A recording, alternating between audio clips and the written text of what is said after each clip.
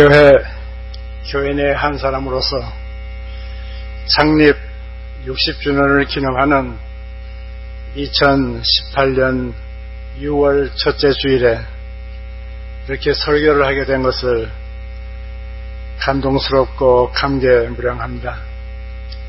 무엇보다도 이러한 영광을 주신 박영권 목사님과 교우 여러분에게 감사드립니다.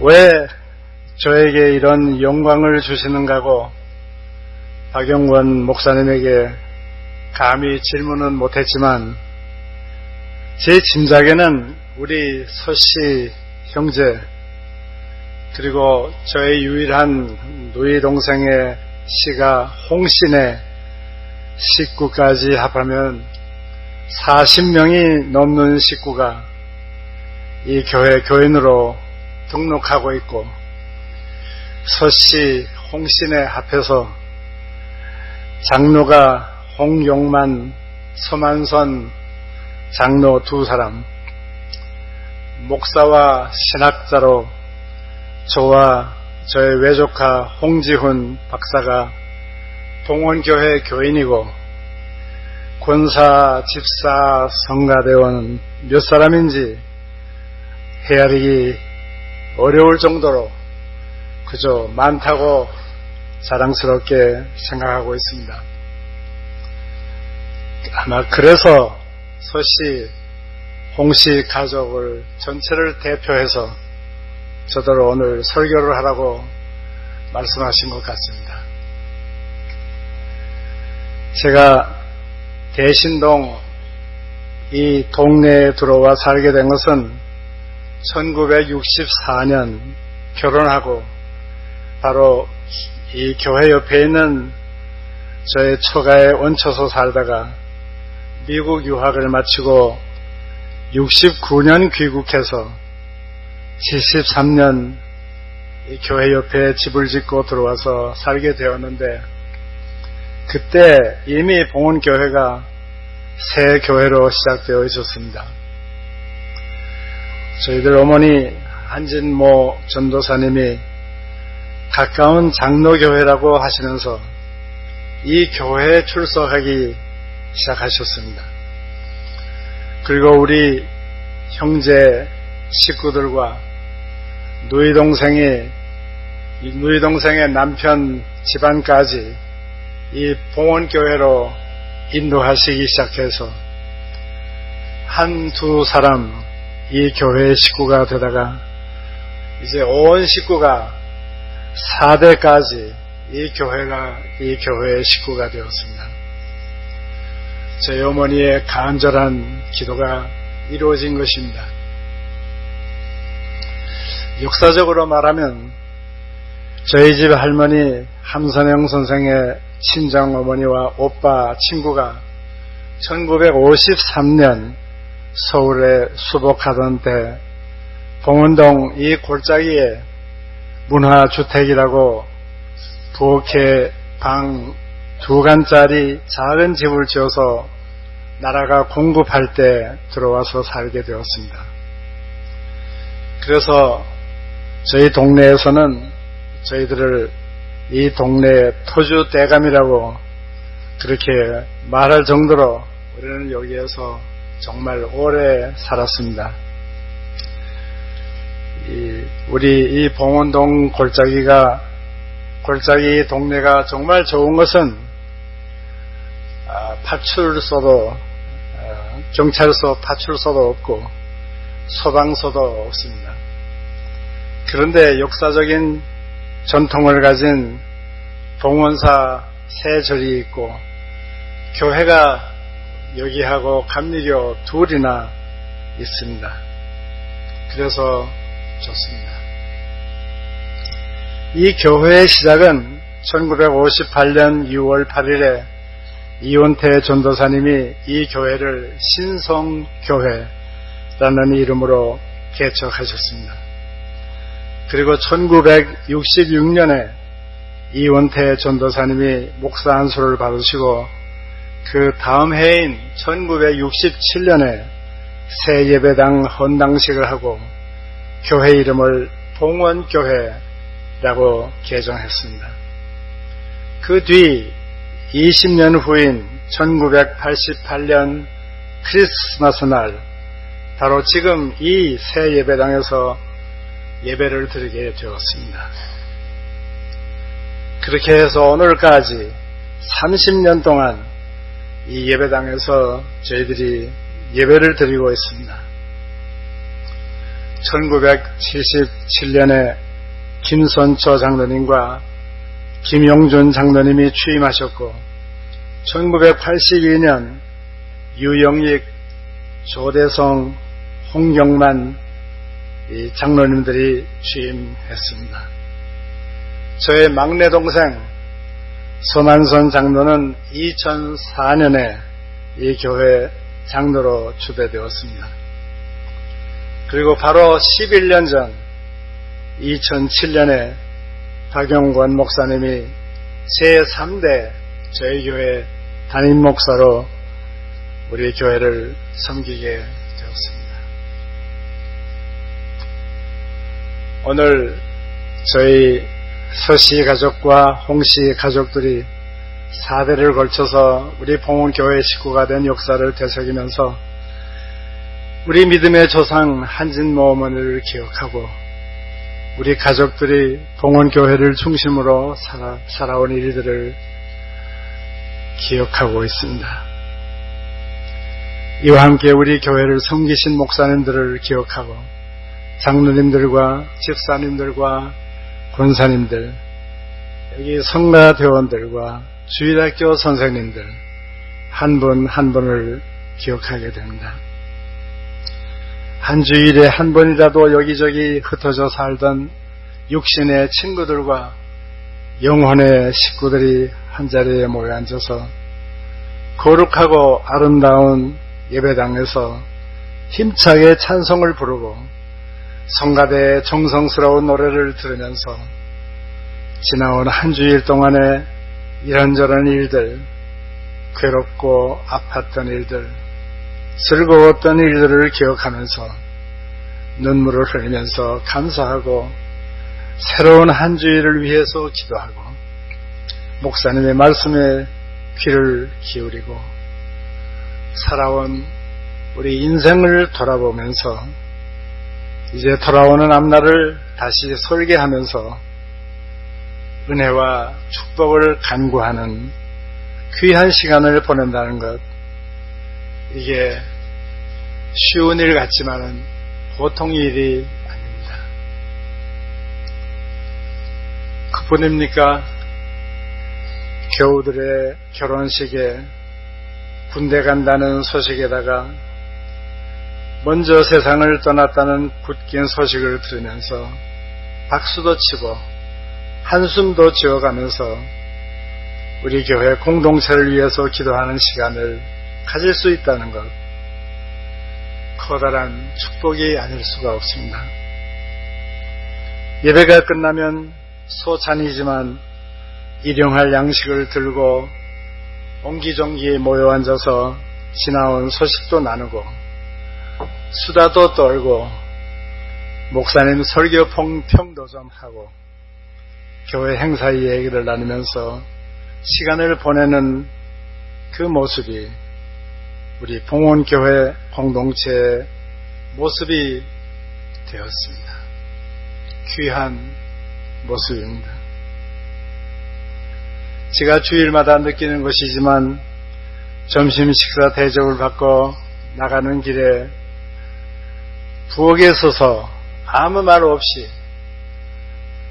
앞치마를 두르고 묵묵히 설거지를 하고 있는 남자 집사님들 모습에 저는 늘 감동을 받습니다.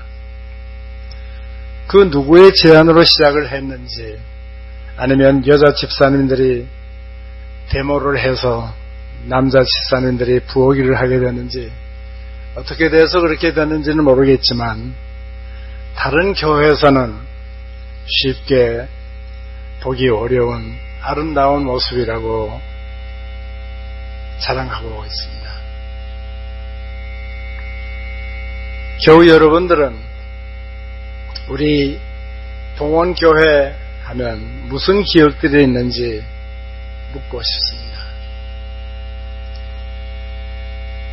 여러분 가운데 우리 교회 목사님들이 주례하신 결혼식 그리고 장례식 그런 기억과 함께 이 봉헌교회에서 평생 봉사하신 가족분들과 친척분들을 기억하실 것입니다.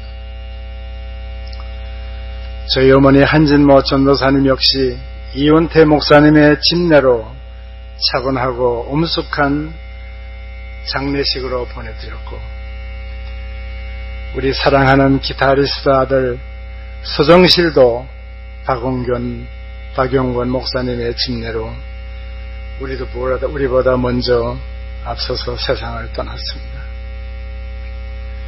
그뿐 아니라 우리 서씨 홍신의 아이들 유아세례 모두 봉헌교회 목사님들에게서 받았습니다. 우리 가족의 역사는 우리 봉헌교회 역사와 연결되어 있습니다. 우리 둘째 며느리가 오랫동안 병원 치료를 받고 있을 때 6년이 넘게 목사님과 관사님들 그리고 집사님들이 신방을 오셔서 치유를 위해서 기도해 주시고 시시때때로 먹을 것까지 챙겨주셨습니다.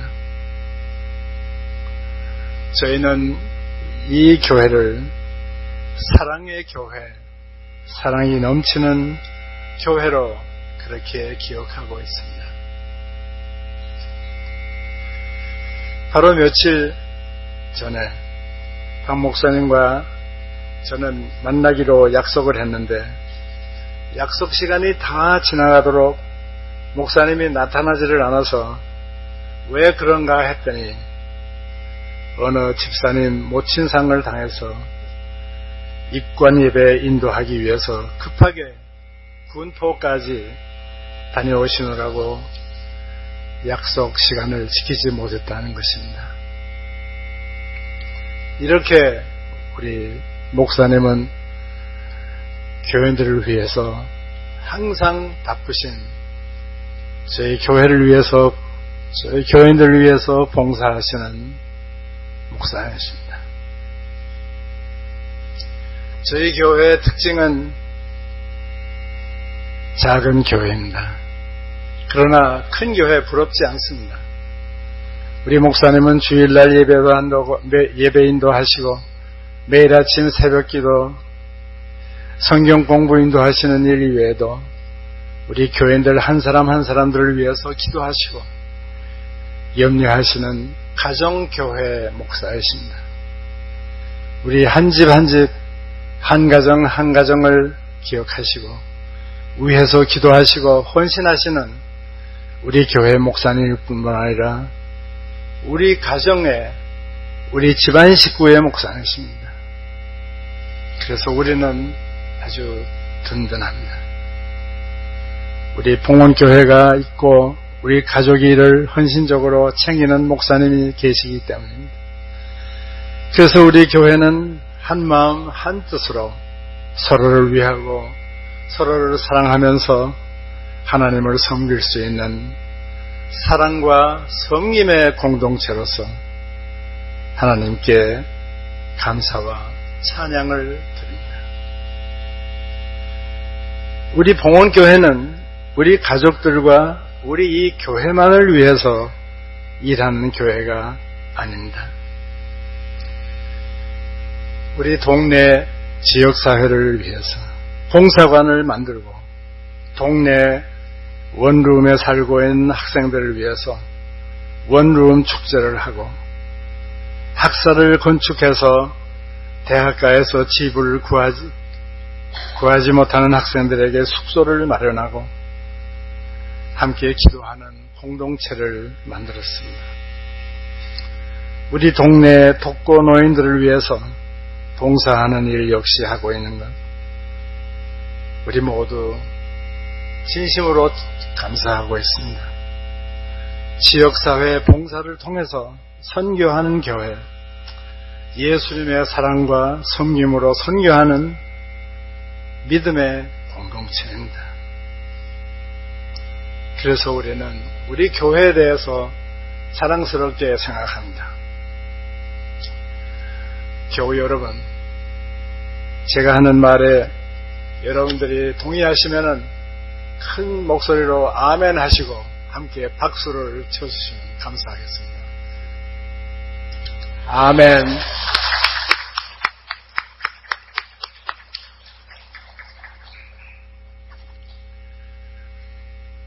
우리가 봉헌교회 그리고 우리 집안일과 우리 한 사람 한 사람이 기억하는 것은 우리가 봉독하는 성경과 연결되어 있고 우리 기독교의 역사와 함께 얽혀 있기 때문입니다. 우리 신앙의 기억, 우리 교회에 대한 기억은 바로 우리가 믿는 기독교의 역사와 연결되어 있기 때문입니다. 우리의 신앙은 하나님의 말씀에 그 기반을 두고 있습니다. 그 하나님의 말씀은 우리가 봉독하는 성경에 기록되어 있습니다. 우리가 봉독하는 성경은 하나님의 역사이고 하나님이 이 세상과 우리 인간들과 함께 역사하신 역사책입니다. 그래서 하나님은 인간에게 하나님의 역사를 기록하게 하셨고 인간들로 하여금 하나님의 역사, 구원과 해방의 역사를 기억하라고 명령하셨습니다. 오늘 봉독한 구약성서 신명기에는 기억하라, 잊지 말라는 말씀이 여러 번 나오는데 신구약 합쳐서 기억하라, 잊지 말라 하는 말씀이 382번, 382번이나 그렇게 말씀하고 있습니다. 기억하라, 잊지 말라, 기념하라 하는 말씀이 나옵니다. 우리 교회는 하나님의 역사를 기억하는 기억의 공동체, 기억하는 공동체입니다. 한마디로 우리 기독교는 기억하는 종교입니다. 그래서 우리 기독교를 역사적인 종교라고 하고 오늘 봉독한 신명기의 말씀은 우리가 기억해야 할 것은 무엇보다도 하나님의 역사, 하나님의 구원과 해방의 역사를 기억하라는 것입니다. 이스라엘 백성들이 어떻게 해서 에집트의 노예 생활에서 해방되어서 40년 동안이나 광야를 헤매다가 가나안 복지로 나오게 되었는가 하는 그 해방의 역사를 기억하라는 것입니다. 그리고 고린도전서에서 사도 바울이 성찬식을 제정하면서 한 말, 예수님의 최후의 만찬을 기억하라는 분부였습니다. 우리가 오늘도 그리고 매달 거행하는 성찬식은 예수님의 최후의 만찬을 기억하고 기념하면서 예수님의 생애와 가르침, 그리고 고난의 십자가, 그리고 부활의 사건들을 기억하고 기념하는 것입니다. 우리가 오늘 우리 봉헌교회 창립 60주년을 기념하고 우리 교회와 우리 가족과 우리 한 사람 한 사람의 지나온 삶을 기억하는 것은 우리의 구원과 해방의 개인의 역사, 그 역사와 우리 개인사와 연결되어 있고 예수님의 고난과 부활의 역사, 하나님의 구원과 해방의 위대한 역사와 연결되어 있기 때문입니다. 그래서 감격스럽고 감사한 것입니다. 이것이 우리가 받은 은혜이고 하나님의 원대한 사랑이라는 것을 기억하고 그렇게 믿고 의지하기 때문입니다. 제가 오늘 이 설교를 준비하고 있는데 5월 31일자 한겨레 신문에 이런 헤드라인이 있는 것을 보았습니다. 기억한다는 건 더 나은 미래를 꿈꾼다는 것.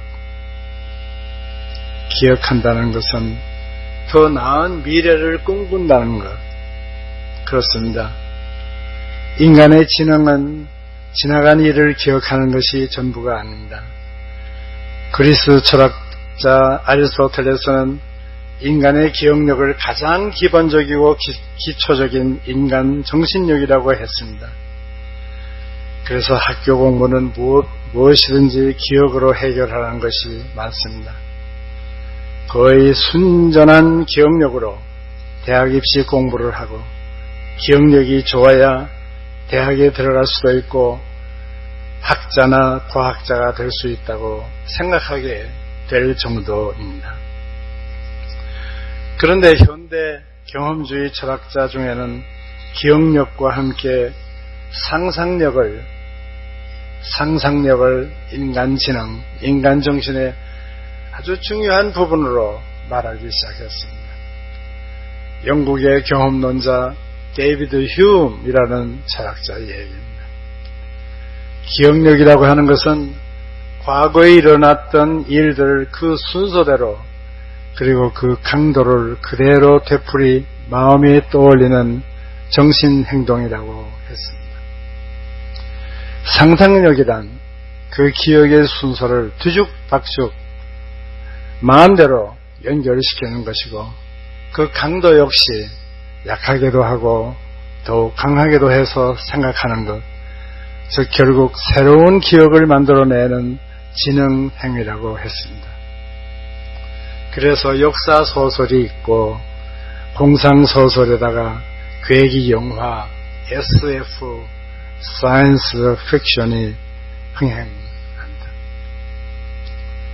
요새 제4차 산업혁명을 말하면서 AI, 즉 인공지능의 시대를 이야기하지만 우리 컴퓨터 위키피디아를 검색하면 거의 모든 정보, 즉 역사적인 기억을 알려줍니다. 그런데 컴퓨터가 지나간 역사, 정보와 자료를 제공할 수 있을지는 모르지만 그 기억과 자료들을 스스로 자기 힘으로 뒤죽박죽 엮어서 희한한 상상을 해낼 수 있을까? 그건 인간지능만이 가능한 것이 아닌가 하는 질문을 하게 됩니다. 인공지능은 과거를 가장 정확하게 재생산할 수 있을지 모르지만 더 나은 미래를 꿈꿀 수도 있을까? 저희들은 묻게 됩니다. 아니, 이런 질문 역시 던질 수 있겠는가 묻게 됩니다. 아마 여기 성가대석에 앉아있는 저희 외조카 홍지영 박사가 이 문제는 대답할 수 있을 것 같습니다. 홍 박사는 인지철학의 전문가로 알려져 있습니다. 우리의 미래, 우리의 앞날은 단순히 우리의 과거, 지난날 우리의 역사를 되풀이한 것이 전부가 아니라고 생각합니다. 그냥 옛날식으로 하면 된다. 우리 늙은이들이 아이들에게 하는 잔소리. 우리는 옛날 노예들처럼 생각하지 않았다. 요새 젊은 것들은 너무 역사의식이 없어. 그렇게 말합니다. 그렇지만 우리 젊은 세대들이 우리 늙은이처럼 살아야 할 이유는 없다고 생각합니다. 우리와는 달라야 합니다. 우리 늙은 세대처럼 전쟁을 해야 한다고 밀어붙일 수 없습니다. 우리 다음 세대는 전쟁 없는 평화의 시대를 만들고 살아야 합니다. 핵무기는 옛날 역사책에서나 나오는 것이고 군대란 총 들고 나가서 적을 향해서 쏴대고 사람을 죽이는 짓을 하는 그런 집단이 되어서는 안 되고 스위스 군대처럼 사회봉사를 하고 천재지변에 불나고 물난리 날 때 인명구조대원으로 일하는 것이라는 그런 인식이 생기고 이제 통일이 되면 서울역에서 기차 타고 20일 정도 걸려서 시베리아 철도로 파리로 영국 런던으로 여행을 떠나게 되고 과거에는 상상도 못했던 일들을 할 수 있다는 그런 상상과 그런 꿈과 그런 희망으로 살아가야 한다는 것입니다. 우리 성경의 마지막 책, 우리 성경의 마지막 책 요한계시록은 그러한 상상력의 결정입니다. 그것은 우리의 믿음의 결과입니다. 인류의 슬픔과 분기역을 넘어서 인간 역사의 종말인 하나님 나라의 상상, 꿈과 희망을 요한계시록 마지막 장에서는 이렇게 적고 있습니다. 또 내가 새 하늘과 새 땅을 보니 처음 하늘과 처음 땅이 없어졌고 바다도 다시 있지 않더라.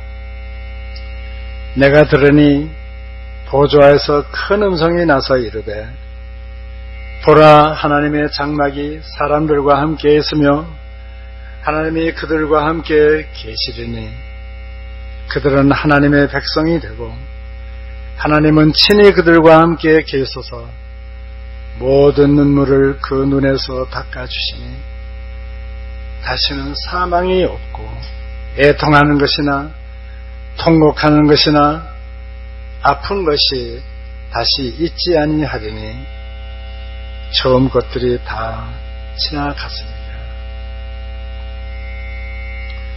아멘. 주 예수여 어서 오시옵소서. 아멘.